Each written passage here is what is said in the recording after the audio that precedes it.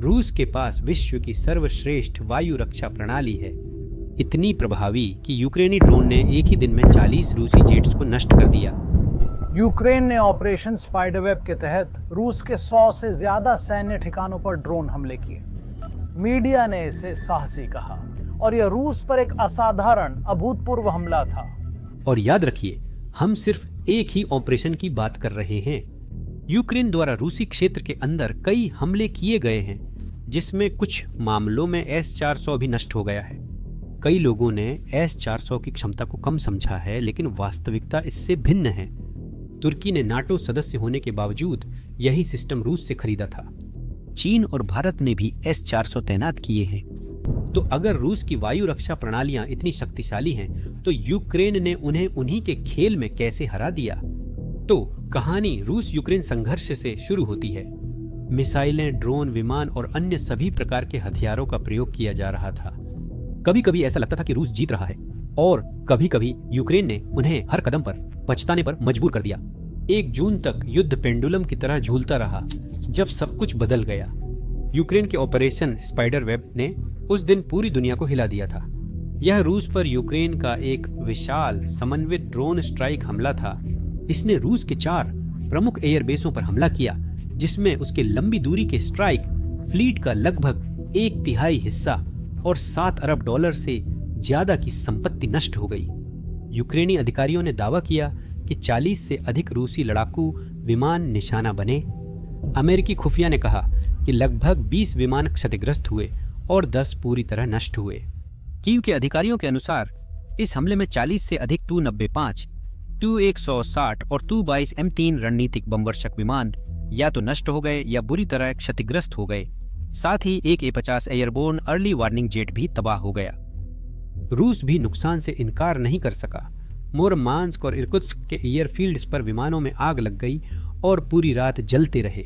सैन्य विश्लेषकों और भू राजनीतिक पर्यवेक्षकों को अब यह सवाल परेशान कर रहा है कि अगर S-400 इतना उन्नत है, तो यूक्रेन ने रूसी क्षेत्र के भीतर इतनी गहराई में कई बार लक्ष्यों को कैसे नष्ट किया।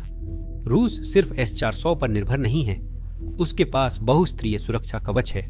S-500 बाह्य वायुमंडलीय खतरों, S-300 मध्यम दूरी की रक्षा और बुक तथा पेंटिर सिस्टम सामरिक सुरक्षा के लिए है।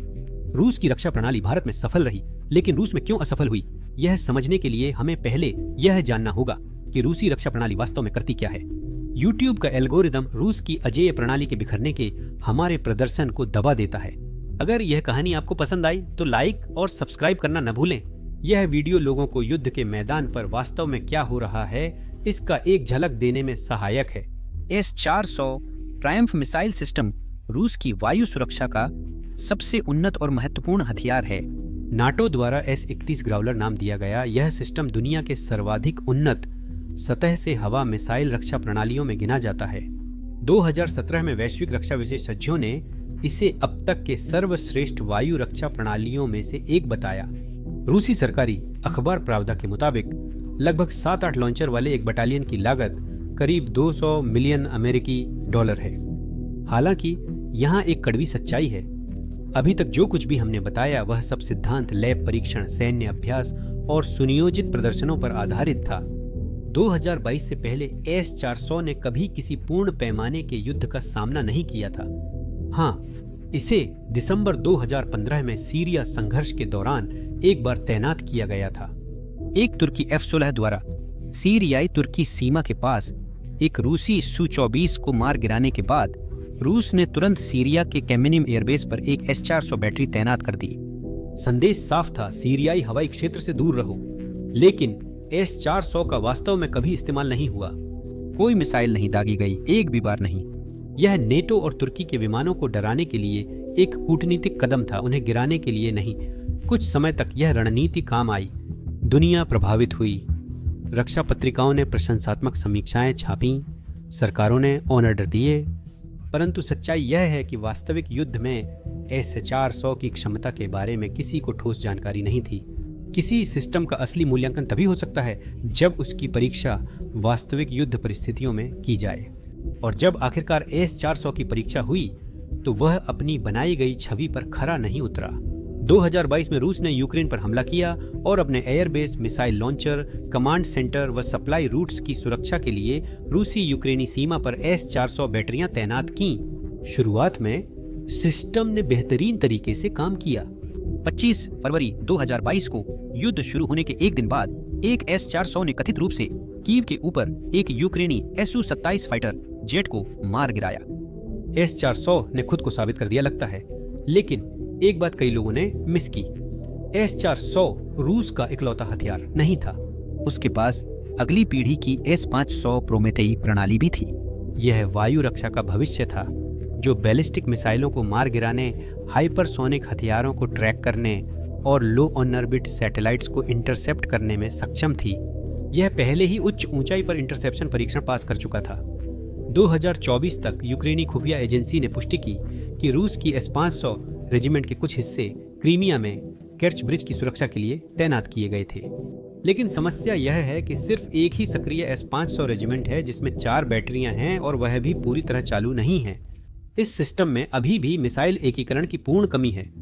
इसके एंटी सैटेलाइट और हाइपरसोनिक इंटरसेप्टर अभी तक असली युद्ध में परखे नहीं गए हैं। यह युद्ध के दौरान भी फील्ड अपग्रेड्स और आपातकालीन पैचेस प्राप्त करता रहा है। तो रूस की सबसे उन्नत ढाल S-500 भी असल में एक प्रोटोटाइप है, कोई रक्षक नहीं। लेकिन रूस को कम मत आंके। हमने पहले ही देखा है कि उसके पास एक पूरी तरह से परतदार वायु रक्षा नेटवर्क है। S-300 book M2 mid range मिसाइलें, तोर M1 और M2 जो कम ऊंचाई वाले विमानों व क्रूज मिसाइलों को रोकने हेतु डिजाइन की गई हैं, और वेरबा, इग्ला व स्ट्रेला जैसे short range man portable system. और मत भूलिए, रूस दुनिया की दूसरी सबसे शक्तिशाली सैन्य ताकत है। इतनी ताकत के बावजूद यूक्रेन का 1 महीने तक टिक पाना तर्कसंगत नहीं लगता। युद्ध को 3 साल से ज्यादा यानी 1200 दिनों से अधिक हो गए हैं। यूक्रेन न केवल डटा हुआ है, बल्कि वह रूस पर पहले से कहीं अधिक प्रबल हमला कर रहा है। जून 2025 तक 2,50,000 से अधिक रूसी सैनिक मारे गए। करीब 9,50,000 कुल हताहत हुए हैं और उपकरणों का नुकसान भी विनाशकारी रहा है। जनवरी 2024 से रूस ने लगभग 1,149 बख्तरबंद लड़ाकू वाहन, 3,098 इन्फेंट्री फाइटिंग वाहन, 300 स्वचालित तोपखाने इकाइयां और 1,865 टैंक गंवा दिए हैं। रूसी उपकरणों का नुकसान यूक्रेन की तुलना में काफी ज्यादा रहा है, जिसमें नुकसान का अनुपात यूक्रेन के पक्ष में 5 से 1 और 2 से 1 के बीच रहा है। जून 2025 में यूक्रेन ने रूस के मुख्य एयरबेस पर ड्रोन से एक समन्वित हमला किया। यूक्रेनी सरकार के दावे के अनुसार एक रात में 40 से अधिक रूसी फाइटर जेट नष्ट या निष्क्रिय हुए और रूस की उन्नत डिफेंस सिस्टम भी उन्हें नहीं रोक पाई। एक भी कोरोना लहर नहीं रोकी जा सकी। ऐसा इसलिए हुआ क्योंकि इसका जवाब काफी सीधा और कठोर है। मामला इस बात का नहीं है कि आपके पास बोर्ड पर कितने मोहरे हैं, बात यह है कि आप सही समय पर सही मोहरे का इस्तेमाल कैसे करते हैं। रूस के पास तकनीक है, परंतु यहाँ एक असहज सच्चाई है। उनमें से अधिकतर सिस्टम या तो तैयार नहीं थे या वे बस पर्याप्त नहीं थे। S-500 की अभी सिर्फ एक रेजिमेंट है। क्रू अभी प्रशिक्षण में है और मिसाइल वेरिएंट युद्ध के लिए पूरी तरह एकीकृत नहीं है। S-300 बुक टोर वेरबा ये टैक्टिकल डिफेंस या निम्न उड़ान लक्ष्यों के लिए बनाए गए शॉर्ट से मीडियम रेंज सिस्टम हैं, न कि बड़े क्षेत्र की सुरक्षा हेतु। A-135 और A-235 नूडोल ये न्यूक्लियर मिसाइल डिफेंस और स्पेस वॉरफेयर के लिए बनाए गए हैं, न कि ड्रोन के झुंड या प्रिसीजन हाई मार्च स्ट्राइक्स के लिए। वो high mobility artillery rocket systems के लिए होते हैं। रूस ने अधिकांश हमलों का बचाव S-400 से किया है। S-400 एक शक्तिशाली हथियार है। यह ड्रोन से लेकर फाइटर जेट्स और मिसाइलों तक सब कुछ इंटरसेप्ट करने के लिए बनाया गया था। लेकिन इसमें एक समस्या है, कोई भी सिस्टम परफेक्ट नहीं होता। S-400 लंबी दूरी के खतरों, जो 400 किमी या लगभग 250 मील तक हैं, के लिए ऑप्टिमाइज किया गया है। लेकिन इसे नजदीकी दूरी और कम ऊंचाई की घुसपैठों से निपटने में दिक्कत होती है, जो अक्सर रडार से नीचे उड़ती हैं, जैसा यूक्रेन में होता है। हम बात कर रहे हैं फर्स्ट पर्सन व्यू ड्रोन या first person view kamikaze units की, जिन्हें ऑपरेटर मैन्युअली उड़ाते हैं, छोटे क्वाडकॉप्टर जो रडार कवरेज के नीचे उड़ते हैं, और लूटिंग ड्रोन जो जमीन के बहुत करीब उड़ते हैं, तेज और ट्रैक करना मुश्किल। यूक्रेन ने इन ब्लाइंड स्पॉट्स को समझा और उन्होंने इन्हें घातक सटीकता के साथ इस्तेमाल किया। इसके साथ ही निचले स्तर की एयर डिफेंस की कमी, एकीकृत कमांड सिस्टम की कमी और रियल टाइम थ्रेट इंटेलिजेंस की कमी जोड़ दें तो सबसे एडवांस्ड सिस्टम भी असुरक्षित हो जाते हैं। असल में AS-400 बहुत दूर देख रहा था, जबकि असली खतरा बिल्कुल पास था। कम लागत वाले ड्रोन का उपयोग करके उन्होंने रडार एंटेना को निष्क्रिय किया, सेंसर को जाम किया और खतरनाक रूप से AS-400 की स्थिति को उजागर कर दिया। निर्देशांकों की पुष्टि होने पर हाई मार्स या स्टॉर्म शैडो पर हमले किए गए। पेंजिर या टोर सिस्टम से शॉर्ट रेंज सपोर्ट के बिना इसकी बाहरी सुरक्षा कमजोर हो गई और रूस अक्सर उन लेयर्स को लगातार तैनात करने में असफल रहा। परंतु यह केवल हार्डवेयर नहीं बल्कि इलेक्ट्रॉनिक युद्ध भी था। यूक्रेनी सेनाओं ने रूसी रडारों को जाम या भ्रमित करने के लिए नाटो समर्थित उन्नत EW सिस्टम का इस्तेमाल किया। शक्तिशाली S-400 ट्रैकिंग यूनिट भी सैचुरेशन अटैक में लॉक नहीं कर पाई जब ड्रोन, डिकॉय और जैमर एक साथ हमला करते थे। परिणाम स्वरूप क्रीमिया और खेरसोन में S-400 प्रणालियां गिरने लगीं। अगस्त और सितंबर 2023 में यूक्रेन ने क्रीमिया के केप टारकुट पर ड्रोन स्वार्म और लंबी दूरी की मिसाइलों से S-400 बैटरियों पर सटीक हमले किए। रडार, लॉन्चर, कमांड वाहन सब कुछ नष्ट कर दिया गया। यह केवल शुरुआत थी। 2024 के मध्य तक रिपोर्टों के मुताबिक तैनात S-400 सिस्टमों में से लगभग 25% या तो नष्ट हो गए थे या बुरी तरह क्षतिग्रस्त हो चुके थे। 12 जून 2024 बेलबेक और सेवस्तोपोल के निकट 2 S-400 रडार यूनिट्स निष्क्रिय कर दिए गए। 2 अगस्त 2024 क्राइमिया में एक समन्वित हमले में 4 पूरे S-400 सिस्टम संभवतः नष्ट कर दिए गए। S-400 बहुत बड़ा है, स्थिर रहता है और उसकी स्थिति बदलना धीमा होता है। तैनाती के बाद यह एक स्थिर लक्ष्य बन जाता है, खासकर अगर इसे लगातार न हटाया जाए या छोटी दूरी की रक्षा प्रणाली से सुरक्षित न रखा जाए। यूक्रेन ने इसका फायदा उठाया, उपग्रह चित्रों का उपयोग करके स्थानों की निगरानी की, ड्रोन से टोही करके रडार की प्रतिक्रिया को ट्रिगर किया और ऐसे समय पर हमले किए जब ये प्रणालियां फिर से लोड हो रही थीं या रीप्रोग्राम की जा रही थीं, यानी जब वे सबसे ज्यादा असुरक्षित थीं। कम से कम 2 मामलों में यूक्रेनी मिसाइलों ने रूस के कमांड सेंटर व लॉन्चर पर ऑफलाइन अवस्था में हमला कर उन्हें रणनीतिक नुकसान पहुंचाया। संक्षेप में कहें तो S-400 बहुत दूर देख रहा था जबकि असली खतरा बिल्कुल पास था। दूसरी ओर यूक्रेन रूसी हमलों से बचाव के लिए पैट्रियट डिफेंस सिस्टम का उपयोग कर रहा था। पैट्रियट मिसाइल सिस्टम एक अमेरिकी सतह से हवा में मार करने वाला हथियार है जो न केवल इंटरसेप्शन बल्कि सटीक मार गिराने के लिए भी डिजाइन किया गया है। इसे इस तरह से तैयार किया गया है कि यह फाइटर जेट्स, क्रूज मिसाइलें, बैलिस्टिक मिसाइलें और हाइपरसोनिक हथियारों जैसी कई तरह की धमकियों का पता लगा सके, उनका पीछा कर सके और उन्हें नष्ट कर सके। S-400 की तुलना में जो एक व्यापक हवाई सुरक्षा प्रदान करती है, पैट्रियट को महत्वपूर्ण लक्ष्यों जैसे शहरों, एयरबेस या कमांड सेंटर्स की सुरक्षा के लिए बनाया गया है। यही कारण है कि यह यूक्रेन जैसे छोटे भौगोलिक देश के लिए उपयुक्त है। यह प्रणाली रियल टाइम युद्ध क्षेत्र डेटा, सैटेलाइट ट्रैकिंग और नाटो इंटेल के इस्तेमाल से खतरों को अंतिम चरण में ही रोकने के लिए खुद को पहले से तैनात कर सकती है और यह काम करता है। 2023 में अमेरिका के पैट्रियट सिस्टम ने यूक्रेन में एक किंजल हाइपरसोनिक मिसाइल को मार गिराया जिसे रूस ने अभेद्य माना था। और यही फर्क है, रूस के S-400 को अलग थलग और बिना समर्थन के तैनात किया गया था, जबकि यूक्रेन के पैट्रियट्स एक समन्वित बहुस्तरीय नेटवर्क का हिस्सा हैं जो नासम्स, IRIS-T और FAD रणनीतिक क्षेत्रों जैसी प्रणालियों के साथ काम करते हैं। परंतु यह सफल नहीं हो पाता यदि यूक्रेन रूस के खिलाफ सही रणनीति का प्रयोग नहीं करता, क्योंकि मायने नहीं रखता कि आपके पास कितने सैनिक या हथियार हैं। मामला यह है कि आप उन्हें कैसे तैनात करते हैं, कैसे खुद को ढालते हैं और अनपेक्षित परिस्थितियों के लिए कितने तैयार रहते हैं, जैसे भारत ने पाकिस्तान के खिलाफ किया था। संक्षेप में, भारत पाकिस्तान संघर्ष और रूस यूक्रेन युद्ध मूलभूत रूप से भिन्न हैं। अलग स्तर, अलग अवधि, अलग रणनीतियां। भारत और पाकिस्तान की टक्कर एक तीव्र 4 दिन की मुठभेड़ थी, कोई पूर्ण युद्ध नहीं था। रूस और यूक्रेन वे 1200 से अधिक दिनों से एक क्रूर बहुवर्षीय युद्ध में फंसे हुए हैं।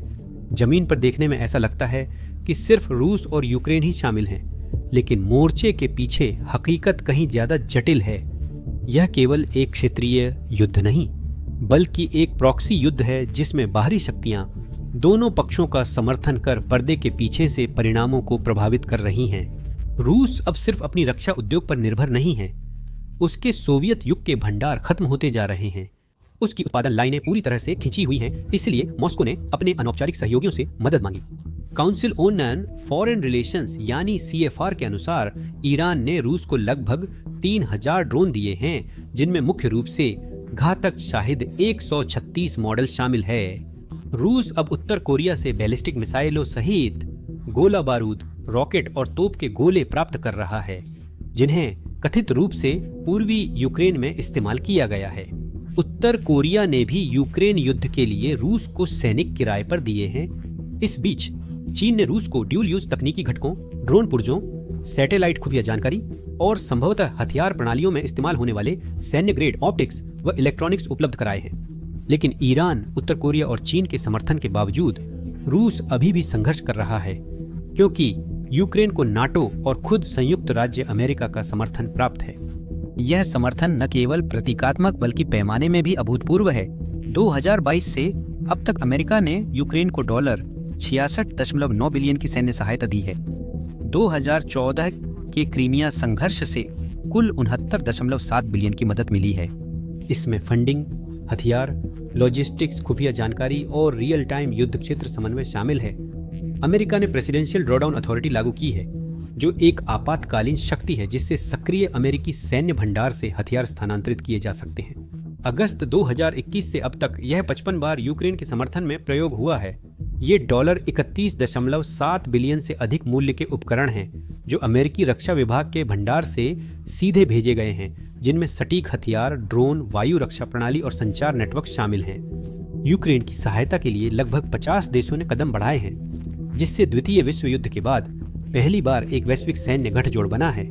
मिलकर उन्होंने 10 लंबी दूरी की MLRS प्रणालियां, 178 तोपखाने प्लेटफॉर्म, 1 लाख से अधिक सटीक तोपखाने, गोला बारूद 2,50,000 से ज्यादा, टैंक रोधी हथियार 359, टैंक 629, बख्तरबंद वाहन 8,214 छोटी दूरी की वायु रक्षा मिसाइलें और 88 घातक मानव रहित हवाई वाहन प्रदान किए हैं। और अब एक नया खिलाड़ी भी युद्ध के मैदान में आ गया है, कृत्रिम बुद्धिमत्ता। अलेक्जेंडर वोंग, स्केल AI के सह संस्थापक, ने एक टेड टॉक में बताया कि AI ने यूक्रेन को रूस के खिलाफ स्मार्ट युद्ध रणनीति से लड़ने में कैसे मदद की, न कि ज्यादा हथियारों से। इसे AI ओवरमैच कहते हैं, जिसमें कम संख्या में होने पर भी दुश्मन से तेज सोच और खुद को ढालने की क्षमता शामिल है। युद्ध पूर्व रूस का सैन्य बजट $65 अरब से अधिक था, जो गणितीय रूप से निराशाजनक लग रहा था। यूक्रेन का सिर्फ $6 अरब, रूसी सैनिक करीब 9 लाख, यूक्रेनी सैनिक मुश्किल से 2 लाख। रूस के पास 1300 से ज्यादा विमान हैं, जबकि यूक्रेन के पास मुश्किल से 130 विमान हैं। परंतु AI सहायता प्राप्त लक्ष्यीकरण, ड्रोन दल और वास्तविक समय छवि खुफिया का उपयोग कर यूक्रेन ने संघर्ष को समान स्तर पर ला दिया। AI ने उपग्रह चित्रों को द्रुत गति से संसाधित कर रूसी सैनिकों की गतिविधियों, आपूर्ति डिपो और हवाई अड्डों का सटीक स्थान निर्धारित करने में सहायता की। जैवलिन मिसाइलें न केवल निशाने लगाती थीं, बल्कि AI संचालित रिकॉन डेटा द्वारा निर्देशित होती थीं, जिससे प्रत्येक सैनिक एक सटीक हमला दल बन जाता था। यूक्रेन ने $10,000 के ड्रोन का इस्तेमाल किया, जिसमें ऑटोनॉमी, AI और मॉड्यूलर तैनाती शामिल थी। हर गोगोलम ड्रोन एक मदरशिप की तरह काम करता है, जो कंपनी के स्मार्ट पायलट सिस्टम से लैस 2 हल्के FPV ड्रोन लेकर उड़ता है। FPV को छोड़ने के बाद वे सटीक हमले करते हैं और मदरशिप पुनः उपयोग के लिए वापस आती है। स्मार्ट पायलट सिस्टम GPS या लगातार मानव हस्तक्षेप के बिना स्वायत्त उड़ान, लक्ष्य पहचान और रियल टाइम निर्णय लेने के लिए कैमरे, लिडार और अन्य सेंसर का उपयोग करता है। यह विमानों की घात लगाकर या रणनीतिक लक्ष्यों के पास मंडराकर खोज और नष्ट करने जैसे मिशन संभव बनाता है। इसलिए यूक्रेनी ड्रोन रूसी बम वर्षकों पर सटीक और घातक हमले करने में सफल रहे, उनके सबसे कमजोर स्थानों को निशाना बनाकर। रूस ने क्रासुका सीरीज, राडोन O, SERP VS-6D और स्ट्यूपर सिस्टम जैसे एंटी ड्रोन सिस्टम तैनात किए, ताकि ड्रोन को जाम और डिटेक्ट किया जा सके और S-400 की सुरक्षा की जा सके। यूक्रेनी ड्रोन बड़ी संख्या में थे और उन्हें स्केल आर्टिफिशियल इंटेलिजेंस और पेलंटिर जैसी हाई डिफेंस आर्टिफिशियल इंटेलिजेंस कंपनियों का समर्थन मिला, जिससे रूसी एंटी ड्रोन सिस्टम के लिए हर ड्रोन को जाम करना मुश्किल हो गया। और जब रूसी ड्रोन या मिसाइलों की लहरें यूक्रेनी शहरों को धमकी देती हैं तो ये आर्टिफिशियल इंटेलिजेंस कंपनियां यूक्रेनी डिफेंस सिस्टम को तेज प्रतिक्रिया समय, बेहतर इंटरसेप्शन रास्ते और स्मार्ट रडार को ऑर्डिनेशन के साथ जवाब देने में मदद करती हैं। यूक्रेन अभी इस युद्ध में पूर्ण विजय प्राप्त नहीं कर सकता। रूस के पास मजबूत घरेलू सैन्य उद्योग है, जबकि यूक्रेन विदेशी हथियारों पर अधिक निर्भर है। आपको कितनी मदद मिल सकती है, इसकी हमेशा एक सीमा होती है। यूक्रेन को अमेरिका सहित कई देशों का समर्थन मिल रहा है, लेकिन लंबे युद्ध के कारण उसकी अर्थव्यवस्था निरंतर बिगड़ती जा रही है। कर्ज बढ़ रहा है और संसाधन कम होते जा रहे हैं। यही वजह है कि यूक्रेन को हर हथियार का इस्तेमाल और भी रणनीतिक तरीके से करना पड़ रहा है। हालांकि यूक्रेन पहले ही रूस को थकाकर बैकफुट पर धकेल चुका है। जनवरी 2024 से रूस की क्षेत्रीय उपलब्धियां बहुत कम रही हैं।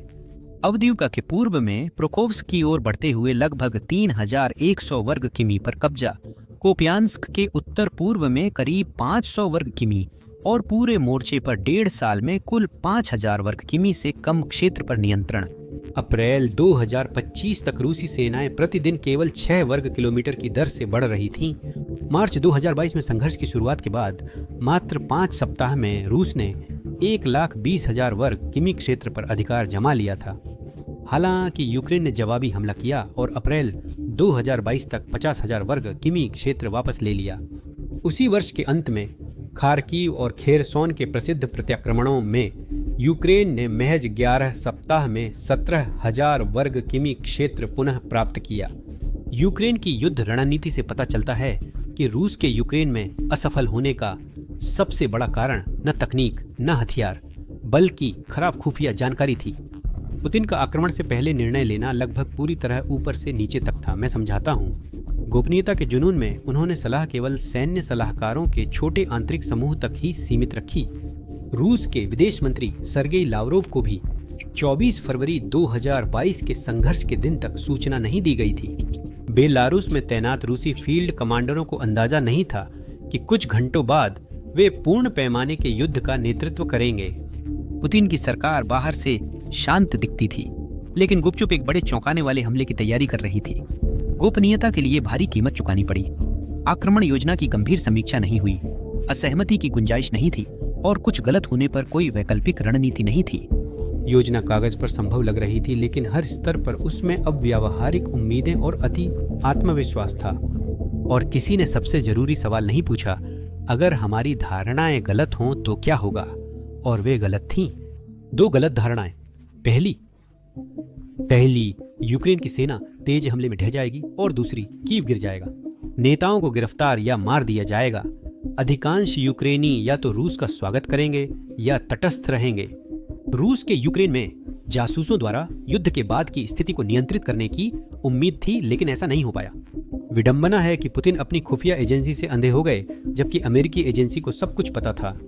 वॉशिंगटन ने यूक्रेन और नाटो के साथ महीनों पहले महत्वपूर्ण जानकारी साझा की थी।